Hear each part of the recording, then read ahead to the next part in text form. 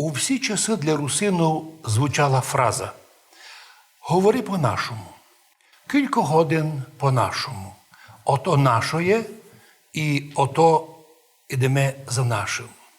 Поддержую приємний флешмоб, в котрому закликаємо всіх наших людей говорити по-нашому, думати по-нашому, трудитися по-нашому, як по принципу русин до русина по-русинськи, свій до свого і своєму.